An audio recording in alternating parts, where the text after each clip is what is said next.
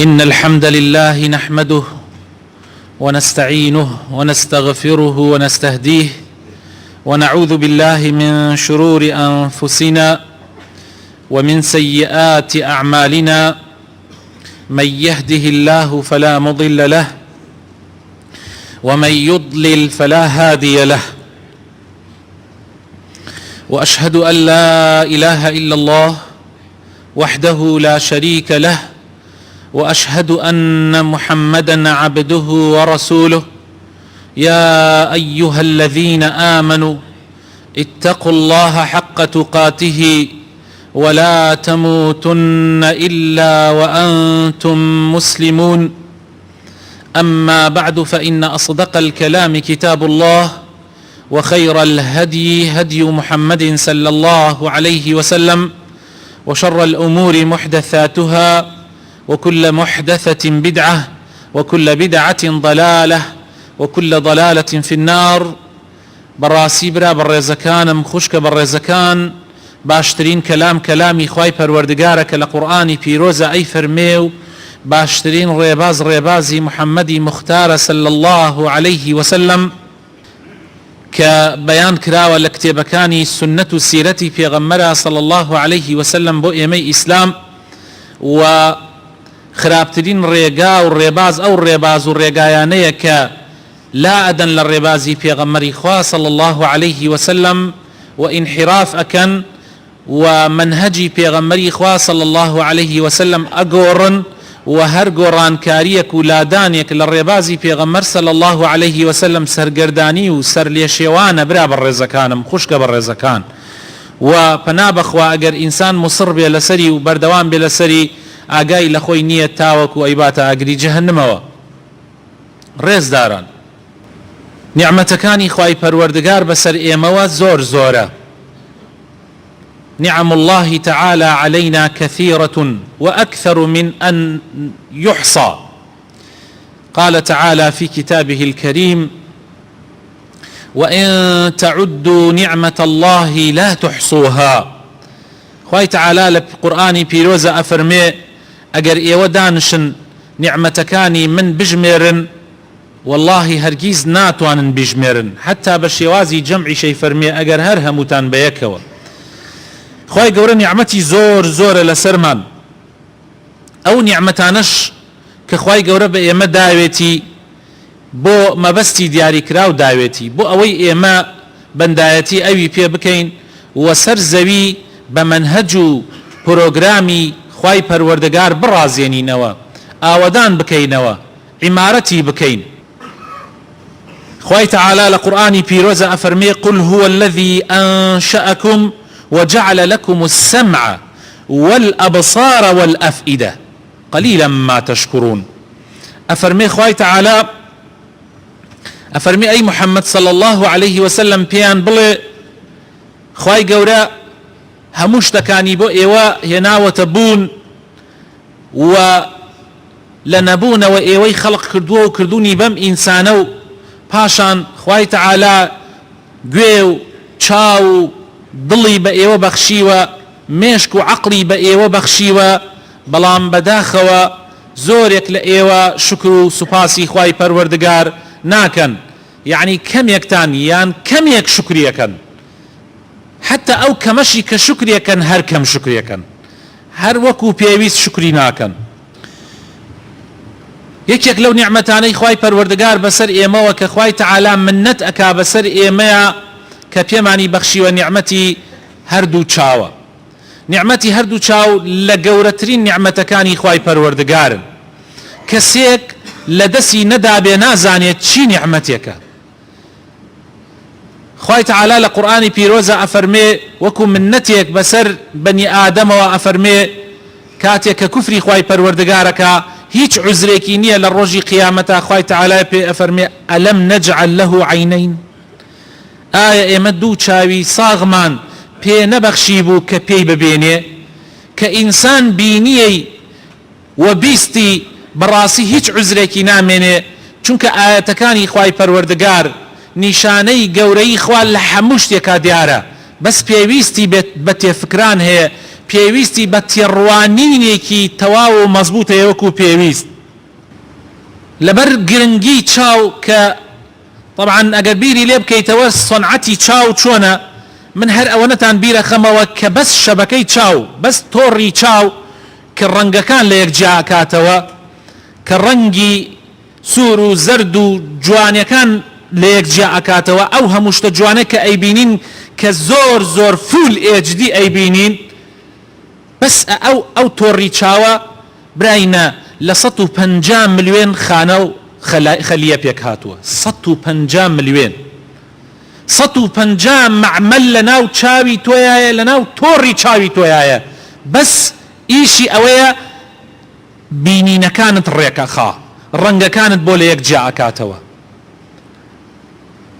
ئایا تو چەندێک شکریت کردووە لە ئەثەرە هاتووە لە حەدیثێکە هاتووە کەوا کابرایەک لە جەزیرەیەکە ئەکەوێتە جەزیرەیەکەوە ئەکەوێتە دوورگەیەکەوە لەوێ گیر ئەکا و ناتوانێت بگەڕێتەوە لەو جەزیرەیە ئەمێنێتەوە 500 ساڵ خوای تەعالە هەموو ڕۆژێ هەنارێکی بۆ سەوز ئەکا بە هاوین و بە زستان و بە بەهار هەموو کاتێ ژیانی ئەو کەسە لەسەر ئەو هەنارەیە و لەسەر ئەو دوورگەیە ئەژێ 500 ساڵ بەس عیبادەتی خوای پەروەردگارەکە لە ڕۆژ قیامەتە ئەو کەسە دێنن لە لای خوای پەروەردگار پێغەمبەر فەرمێ صلی الله عليه وسلم دەیهێنن خوای تەعالە ئەفەرمێ دوای تەماشاکردنی عەمەلەکانی خوای تەعالە ئەفەرمێ بە ڕەحمەتی خۆم بیبن بۆ بەهەشت ئەفەرمێ خوایە بە عەمەلی خۆم خوای تەعالە ئەفەرمێ بە ڕەحمەت و بەزەیی خۆم بیبن بۆ بەهەشت ئەفەرمێ خوایە بە عەمەلی خۆم خوای تەعالە ئەفەرمێ بە عەمەلەکانی خۆی بیبن بۆ جەهەنەم کە ئەیکەن بە کێش و بیبن بۆ جەهەنەم ئەفەرمێ خوایە ئەڵێ ڕەبی من 500 ساڵ هیچ ئیشێکم نەبوو ئێواران و بەیانیان و لەیل و نەهار ئەوەندەی بەخەبەر بووایە من زکری تۆمە کرد و عیبادەتی تۆمە کرد و تۆمە پەرست 500 ساڵ ئایا ئەمە هیچی نەکرد یعنی وەکو بەڵێ ئەم عەمەلە هیچ سوودێکی نەبوو خوای تەعالە پێ فەرمێ عەبدەکەم ئەو عەمەلەی کە تۆ ئەتکرد هەمووی حەقی ئەو دوو چاوە نییە کە خوای تەعالە پێتی بەخشیوە هەمووی حەقی ئەو دوو چاوە نییە کە خوای تەعالە پێتی بەخشیوە بڕۆنە لای ئەوانەی کە چاویان نابینێ و نابینان پرسیاریان لێ بکەن بزان وایە یاوان نییە هەمووی حەقی ئەو هەنارە نییە کە خوای تەعالە لە هەموو وەرزەکانی ساڵە بۆ تۆ دەریەکرد کە بۆ خەڵک وا نەبووە بۆیە بڕێزان حەقە ئینسان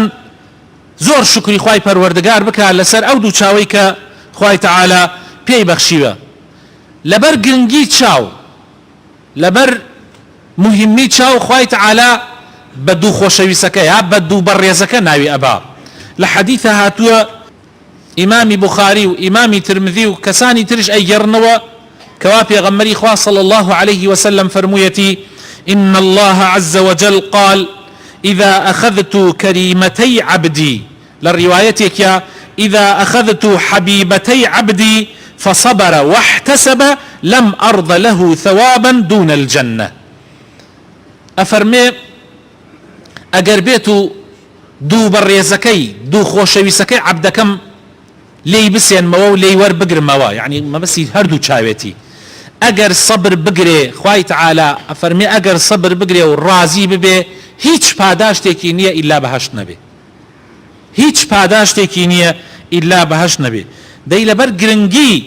چاو خوای تەعالە بە خۆشەویستەکە بە دوو خۆشەویستەکە ناوی ئەبا بە دوو بەڕێزەکە ناوی ئەبا دیارە زۆر گرنگە چاو چۆن گرنگ دەبێ لە کاتێکە ئینسان هەموو شتەکان بە چاو ئەبینێ لە کاتێکە ئینسان جیهانی دەرەوە ئەم کەون و گردونەی کە هەیە هەمووی بە چاوەکانت ئەیبینی چاو چەندێ بچووکە بەڵام تەماشا ئەکەی ئەم ئاسمانە گەورانە ئەبینێ ئەم بەحر و دەریا فراوانانە ئەبینێ ئەم کێ و شاخە بەرز و زل و زەبەلاحانە ئەبینێ چاو زۆر زۆر گرنگە بەو چاوانە ئینسان ئەتوانێ زۆر شت بکە خوای تعالی لقرآن پیروز افرمی الذين يذكرون الله قياما وقعودا وعلى جنوبهم ويتفكرون في خلق السماوات والأرض ربنا ما خلقت هذا باطلا سبحانك فقنا عذاب النار. اوانەی کە ذکری خوا ئەکەن بە دانشتن و بە هەڵسانەوە لە هەموو حاڵ و بارێکیانە خوایان لەبیرە و خوایان لەبیر ناچێ، لە کاتی هەڵاژان و ڕاکشانیانە لە هەموو کاتێکە ئەوان خوایان لەبیر ناچێ، ذکری خوای گەورە ئەکەن و بیر ئەکەنەوە لە خەڵقی ئاسمانەکان و زەوی کە بە چاو ئەبینرێ، و بیر ئەکەنەوە لە خەڵقی لە بەدیهێنانی ئاسمانەکان و زەوی و ئەو هەموو مەخلوقاتەی کە لە ناوی ئەو زەویە ئەژێن کە بەڕاستی هەر دانەیەکی بەڵکو هەر بەشێک لە دانەیەکی جێی سەرسوڕمانە و ئینسانەکان حەیران ئەکا، بۆیە دا ئەمێنن و لەو کاتە بەس داوا ئەکەن ئەڵێن خوایە ربنا ما خلقت هذا باطلا، ئەڵێن خوایە پەروەردگارمان ئەمە تۆ بە باتڵ و بە پوچ دروست نەکردووە، هەروە بە خۆڕایی خەڵقت نەکردووە، سبحانەکە پاک و بێگەردی بۆ تۆ کە تۆ شتی نابەجێ بکەی، داوات لێ ئەکەین لە ئاگری جەهەنم بمان پارێزی. بۆیە ئەبێ بڕێزان ئینسان کە زانی ئەم نیعمەتە گەورەی چاو، ئەم قەدری چاوی بەو شێوازە زانی بەهۆی چاوەوە ئەو هەموو شارستانیەتەی کە ئەیبینین، ئەو هەموو پێشکەوتنەی دنیا کە ئەیبینین بەشی پشکی گەورەی بەری چاو ئەکەوێ، بەهۆی چاوەوەیە، بەهۆی نیعمەتی چاوەوەیە، ئەو هەموو زەرەر و زیانانەی کە لە خۆت لای ئەبەی زۆربەی بەهۆی چاوەوەیە، ئەو هەموو مەعریفەت و زانستەی کە خەڵک دەستی کەوتووە و کە ئەمڕۆ بەختەوەری بۆ مرۆڤ بەدی هێناوە تا حەدێک هەمووی هۆکاری چاوە کە تۆ ئەم هەموو نیعمەتە کە دەست کەوتووە و کە مرۆڤایەتی دەستی کەوتووە بەهۆی چاوەوە ئەیزانی هۆکارەکەی چاوە و چاویش بەخششێکە لە بەخششەکانی خوای پەروەردگار، بۆیە ئەبێ شکری بکەی، ئەبێ سوپاسی بکەی، سوپاس و شکریشی بەو شێوازە ئەبێ کە پێغەمبەر صلی الله عليه وسلم کردوێتی. پێغەمبەری خوا باشترین خەڵقی خوا بووە، باشترین مامۆسا بووە بۆ مرۆڤایەتی کە خوای تعالی ئەفەرمێ وئینەکە لەعەلا خولوق عەظیم، بەڕاستی تۆ لە جوانترین و گەورەترین و مەزنترین ئەخلاق و ڕەوشتەکانە خەڵق کراوی، خوای گەورە وا خەڵقی کردووە و بە ئێمەی مرۆڤایەتیش ئەفەرمێ ولەکم فی رسول الله أسوة حسنة لمن كان يرجو الله واليوم الآخر وذكر الله كثيرا. باشترين سرمشق بو إيمي مروفايتي، باشترين سرمشق محمد المصطفى صلى الله عليه وسلم، بو أو كساني أميدي قرانوي لا إخوان هبي، بو أو كساني بيانوي خوان رازي كان والذكر يادي خوا زور بكن محمد المصطفى صلى الله عليه وسلم جوانترين سرمشقه. بۆیە پێغەمبەری خوا صلی الله علیه وسلم لە هەموو کاروبارەکانی ژیانیا بەردەوام خوای لەبیر بووە، کاتێ دەستی بۆ هەر شتێ ببردایە، هەر شتێ بەرچاوی بکەوتایە، هەر نیعمەتێک لە نیعمەتەکانی خوای گەورەی ببینایە یەکسەر باسی ئەکرد، یەکسەر ئەو شتێ ئەگەڕانەوە بۆ لای خوای پەروەردگار، ئەصحابەکانی لەسەر ئەو شێوازە پەروەردە ئەکرد، هیچ شتێک لەم دنیایە نەبینی ئیلا بزانی کە ئەمە قودرەتی خوای پەروەردگارە ئەمانەی خەڵق کردووە، دەستی پەروەردگارە ئەمەی هەموو بۆ تۆ بەدیهێناوە. زۆر گرنگە ئەوە برا بە ڕێزەکانم. بۆیە پێغەمبەری خوا صلی الله علیه وسلم لەو بارەوەش حەدیسی زۆرمان بۆ هاتووە، لەوانە ئەفەرمێ پێغەمبەری خوا صلی الله عليه وسلم کاتێ چاوی بە هەور بکەوتایە یەکسەر دەستی ئەکرد بە تەسبیحات و بە ذکر و پەناگرتن بە خوای تعالی لە شەڕی ئەو هەورە، چونکە قەومی وا هەبووە بە تەمابوون هەورەکە ببێ بە باران بەس هەورەکە بۆتە هۆی عەزاب و تیاچوونیان. بۆیە پێغەمبەر صلی الله علیه وسلم پەنای ئەگرت بە خوا لە شەڕی ئەو هەورە، کاتی ئەو هەورە بوایەتە باران و بارانەکەی بڕژانایە پێغەمبەر صلی الله عليه وسلم حەمد و سوپاس و ستایشی خوای پەروەردگاریە کرد و پاشان ئەی فەرموو خوایە بیکەی بە بارانی ڕەحمەت نەیکەی بە بارانی عەزاب و زەحمەت و نقمەت، خوایە بارانێک بێ سود بەخش بێ بۆ خەڵکی زیان بەخش نەبێ. پێغەمبەری خوا صلی الله علیه وسلم هەر کاتێ تەماشای مانگی بکردایە ئەی فەرموو اللهم أهله علينا باليمن والإيمان والسلامة والإسلام ربي وربك الله. ئەی فەرموو خوایە گیان ئەم مانگە بەردەوام بهێنۆ بەسەرمانە، ببركة وبخير وبركتي خود ولا كاتيكا كإيمن لأمن آسايشا بجين ولا سلامة آشتيا ببين يا ربي خوايا تو پروردگاری ئێمەی تۆ پەروەردەگاری ئەو مانگەشی ئابەم شێوازە پێغەمبەری خوا صلی الله علیه وسلم هەموو شتەکانی ئەگەڕانەوە بۆ لای خوای پەروەردگار و طبعا لە قورئانیشا خوای تعالی زۆر جەخت لەسەر ئەمانە ئەکا بۆ نمونە کاتێ باسی گەورەی خۆی ئەکا خوای تعالی ئەفەرمێ تەماشاکەن ببینن ئەفەلا تبصرون ئایا چاوتان نییە گەورەی ئەو شتانە ببینن لە گەورەیەکەیە خالقەکەی و ببینن چەند مەزنە و چەند گەورەیە ئەفەلا ينظرون إلى الإبل كيف خلقت بەس تەماشای وشتر بکەن تەماشای وڵاق و لەوانەشە کە مەزنترین وڵاقەکان یان یەکێک لە مەزنترین وڵاقەکان کە وشترە تەماشایکەن خوای گەورە بەچی شێوەیەکی سەرسوڕمان خوای تعالی خەڵقی کردووە بەس دراسەتی بکەن تۆزێ بکۆڵنەوە لە ئەنتەرنێتا سێرچێ بکەن بە دوای خەڵقی وشترە ببینن تەماشاکەن چەند عەجیبە چەند سەیر و سەرسوڕمانە تەماشای ئاسمانەکان بکەن وإلى السماء كيف رفعت تەماشای ئەو ئاسمانە بکەن کە خوای تعالی چۆن بەرزی کردووەتەوە ئێمە چادرێک هەڵئەدەین چەند دنگا ئەخەینە ژێری ئەم مزگەوتە سەقفی ئەم مزگەوتەت کە 4 متر 5 مترە بەرزمان کردوێتەوە چەند دنگە و پایەمان بە دەوریا و لە ژێریا داناوە و هێشتا هەر ئەترسین بەس تەماشای ئەو ئاسمانانە بکەن کە هیچ عەمودێکی هیچ پایەیەکی دیاریکرا و کە ئێمە بە چاو ببینین لە ژێریان نییە و ڕاوەستاوە بەمان سەرمانەوە و تەماشای ئەو وإلى الأرض كيف سطحت تەماشای ئەو زەویە بکەن کە خۆی لە ڕاستیە یەلکەیی خوای گەورە دروستی کردووە خڕ دروستی کردووە بەس تەماشا کە بۆ ئێمە بۆتە زەمینێکی تەخت و بەرین ئێمە لەسەری ئەژەین ئەمە چۆنە ئەبێ بیری لێ بکەیتەوە و تەماشای ئەو شاخانە بکە کە خوای تعالی چۆن دایکوتاوە تەماشاکەن برا بەڕێزەکانم خوشکە بەڕێزەکان لەمە گەورەی خواتان بۆ دەرەکەی ئەمانە هەمووی بە چاو ئەبینرێن کاتێک کە تۆ بۆکو خۆی نەیزانی خوای تعالی گلەیت لێکە ئەفەرمێ ئەفەلا تبصرون ئایا چاوتان نەیەبینی بۆیە سەحابەی کیرام سەحابە بەڕێزەکانی پێغەمبەر صلی الله عليه وسلم کە لە مەدرسەی قورئان و سنەتی پێغەمبەرەکەیان پەروەردە بوون کاتێک هەر شتێکیان ببینایە هەوڵیانەدا دەرسی لێ وەربگرن کاتێک ئەگەر باخەکەیان بەرهەمێکی بەدی بهێنایە ئەیان هێنا بۆ لای پێغەمبەری خوا صلی الله عليه وسلم سەرەتاکەیان ئەهێنا بۆ لای پێغەمبەری خوا بزان پێغەمبەری خوا چۆن معاملەی لەگەڵا ئەکا پێغەمبەری خوایش دوعای بۆ ئەکردن و فێریەکردن کە چۆن شکری خوا بکەن لەسەری ئەو نیعمەتەی کە خوای گەورە پیانی بەخشیوە و کاتێک کە کەسێکی کەم ئەندام یان نقصانی ببینایە پێغەمبەری خوا صلی الله عليه وسلم ئەصحابەی فێر ئەکرد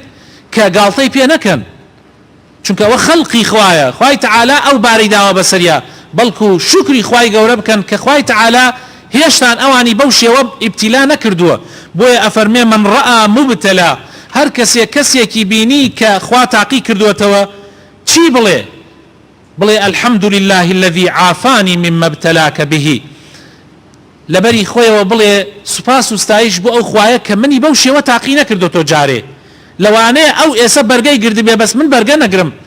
سوپاس دەکەم کە خوایە منت بەو شێوە تاقی نەکردوێتەوە یعنی ئێمە ئەبێ ئاوا تەماشای نیعمەتەکانی خوا بکەین یەکێک لە شێوازەکانی سوپاسکردنی خوا یان شکری نیعمەتی چاو ئەوەیە ئەو چاوە لەبەر خاتری خوا لە ترسی خوایە فرمێسکی پیا بێتە خوارەوە لەبەر خاتری خوای پەروەردگار خوای تعالی لە قورئانی پیرۆزە ئەفەرمێ وەصفی ئیماندارانەکە و ئەفەرمێ وەیخڕون للأذقان يبكون ويزيدهم خشوعا ئەهلی ئیمان کاتی ئاەتەکانی خوای گەورە ئەبینن یان ئاەتەکانی قورئان ئەبیسن دەست ئەکەن بە گریان و فرمێسک بە چاوەکانیانە دێتە خوارەوە لە ترس و لە خشوعا بۆ خوای پەروەردگار پێغەمبەری خوا صلی الله عليه وسلم ئەفەرمێ لا يلج النار رجل بكى من خشية الله حتى يعود اللبن في الضرع ئەفەرمێ هەر کەسێ لە ترسی خوایە لەبەر خاتری خوا لە ترسی خوایە گریابێ والله ئەو چاوە ئاگری جەهەنم نابینێ حتا وەکو شیر نەڕواتۆ ناو گوان هەتاوەکو شیر جارێکی تر نەگەڕێتەوە ناو گوانەکەی کە لێوە دەرچووە، یعنی جەهەنم نابینێ، مستحیلە شیر جارێکی تر بگەڕێتەوە ناو گوان. ولا حديثي شهاتوا پیغمبري خاص صلى الله عليه وسلم باسي مشهدي قيامتمان بو اكاو او روجه سامناك كخور يكمل لانسان ودوره ولو روجه سيبرنيه كانسان لجيرا بحثيته وتنها سيبري خواي پروردگار يعني عرشي خواي پروردگار نبي حوت جور كس لو روجه لجير سيبري خوايان يك لو حوت كسا كسيك لبيناوي خواي پروردگار او لترسي خواي پروردگار قريابه فرميسكي رجتبه ورجل پیغمبر فرمي صلى الله عليه وسلم ذكر الله خاليا ففاضت عيناه بيني خوي وخوا تنها ابيتو بير لقوري خوا اكاتو بير لمزني خوا اكاتو بير لتاوانكاني خوي اكاتو فرميسك الرجي لترسي خواي پروردگارا او لو روجا لاماني خوايا ولا جير سيبري خواي پروردگارا هروها پیغمبری خوا صلی الله علیه وسلم باسی دو چاومان بو اکا که ئاگری جهنم نایان سووتێنێ، یەکێکیان ئەو چاوەیە کە لە ترسی خوا گریابێ و یەکێکیان چاوێکی تریشە کە خەڵکی پاراست بێ، کە حرەسیاتی گردبێ بۆ پاراستنی خەڵکی، بۆ پاراستنی مسلمانان. پێغەمبەری خوا ئەفەرمێ عەینانی لا تەمەسوهما النار، دوو چاو هەیە ئاگری جهنم نایان سووتێنێ، عەین بەکەت من خەشیەتی الله، چاوێک لە ترسی خوایە گریابێ و فرمێسکی ڕشت بێ، وعەین باتت تحرس في سبيل الله، و چاوێک ما بێتەوە یعنی شەوان ما بێتەوە حرەسیاتی گرد بێ لە پێناوی خوایە بۆ پاراستنی خەڵکی و مسلمانان. عەبدوڵای کوڕی مەسعود بۆمانە گێڕێتەوە فەرمێ ڕۆژێکیان پێغەمبەری خوا صلی الله عليه وسلم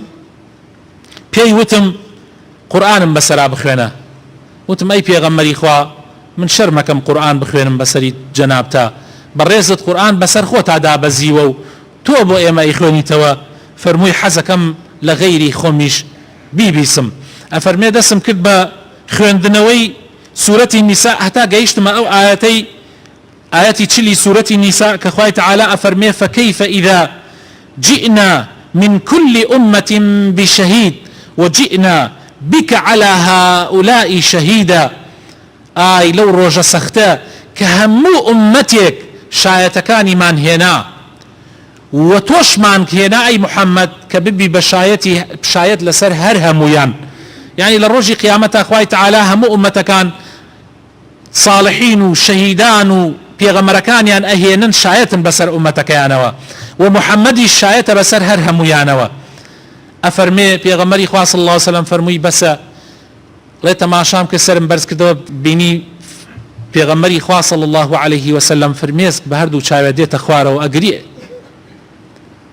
بیری ئەو مەشهەدەی ڕۆژی قیامەتێ کردەوە کە خوای تەعالا لەوەیە پێغەمبەر ئەکا بە شایەت بەسەر هەموو شایەتەکانی ئومەتەکانی ترەوە. ئیمامی عوثمان خوای لێ ڕازی بێ ڕۆژێکیان لەسەر قەبرستان کاتێک کە جەنازەیەکیان ئەناشت، ئیمامی عوسمان دەستی کرد بە گریان، دەستی کرد بە گریان و زۆر گریا. فەرموویان ئەی عوثمان تۆ باسی جەهەنم ئەکرێ باسی بەهەشت ئەکرێ تۆ ناگری، بەڵام ئەبینین لەم کاتە تۆ ئەگری کاتێک کە مردوویەک ئەنەین لە قەبر. فەرمووی پێغەمبەری خوا صلی الله عليه وسلم فەرمووی إن القبر أول منزل من منازل الآخرة فإن نجا منه فما بعده أيسر منه وإن لم ينج منه فما بعده أشد منه. فرموي پیغمبر فرمویەتی قبر و گۆڕ یەکەم هەنگاوە لە ئەنگاوەکانی ڕۆژی قیامەت. ئەگەر ئینسان لەم هەنگاوە ڕزگاری ببێ لە هەنگاوەکانی تریش خوای گەورە هەنگاوەکانی تریشی بۆ ئاسانەکا و ڕزگاری ئەبێ، بەڵام ئەگەر لێرە کەوت خوا پەنامەندە ئەگەر لێرە لەم هەنگاوە کەوت ئەوە هەنگاوەکانی تری زۆر سەختتر ئەبێ و تایە ئەکەوێ. بۆیە پێغەمبەر فەرموویەتی صلی الله عليه وسلم ما رأيت منظرا قط إلا القبر أفظع منه، يعني هیچ منظرێکی ناخۆشم نەبینیوە إلا قبر و گۆڕ لە هەمووی ناخۆشتر بووە، چونکە یەکەم هەنگاوەکانی ڕۆژی قیامەتە و تو های لە دنیا و بە چاوی خۆت ئەیبینی. یا ربی خوای رحمان پێ بکەی یا ربی خوای هدایەتمان بدەی یا ربی خوای بۆ خاتر ناوە جوانەکانی خۆت فریامان بکەوی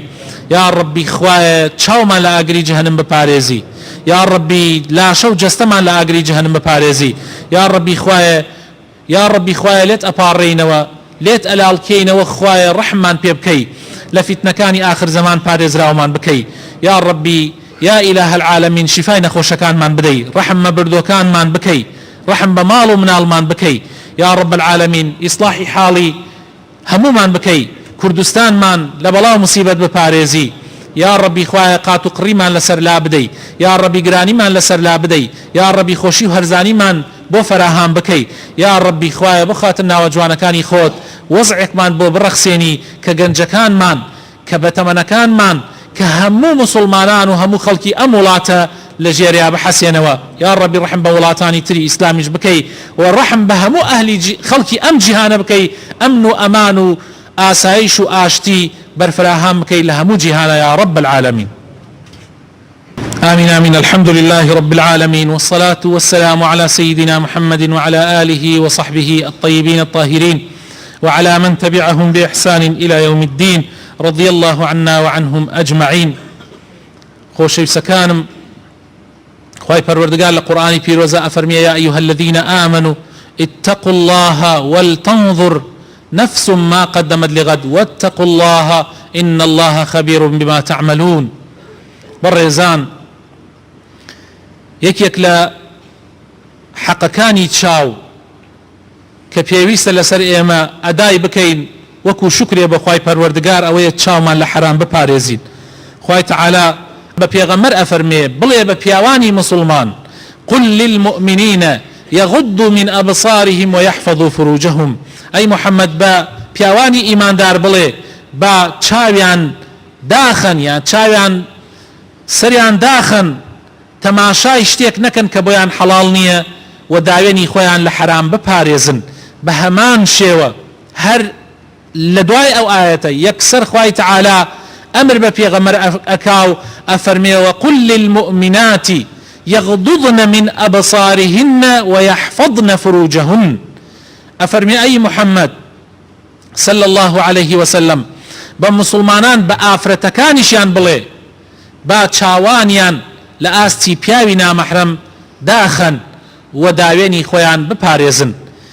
کەوابوو بە پێی ئەم ئاەتە ئەگەر تەماشا بکەی هۆکاری داوێن پیسی خوای تەعالا هۆکارە سەرکیەکەی ئەگەڕێنێتەوە بۆ چاو یعنی چاوە کە ئەبێتە هۆی ئەوەی کەوا پیاوان تووشی گوناح ببن و ئافرەتانیش تووشی گوناح ببن خوای تەعالا چاوی داوە بۆ ئەوەی ئینسان طاعەتی خوای پێ بکە نەک معسیەتی خوای پێ بکە بۆیە ئاگامان لە چاوەکانمان بێ پێغەمبەری خۆشەویست صلى الله عليه وسلم أفرمي أجر إنسان مسلمان إذا توضأ العبد المسلم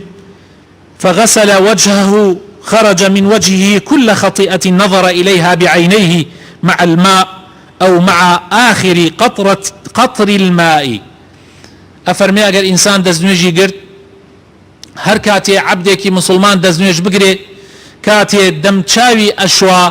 خواي تعالى هر چي گناح كاني تشاوي هي لقل آخر قطري آوي كالآو لدم تشاوي برأبيته خواي قورا گناح كاني تشاوي لقلا لا أداو أيكاب كفارتي گناح كاني تشاوي كوابو دزنوج ونج هو كاريكن بو أوي خواي تعالى لێمان خۆش بێ و ئەو گوناحانەی کە ئەنجاممان داوە بە چاوەکانمان پاک ببێتەوە داواکارین خوای تەعالا ئیسلاحمان بکە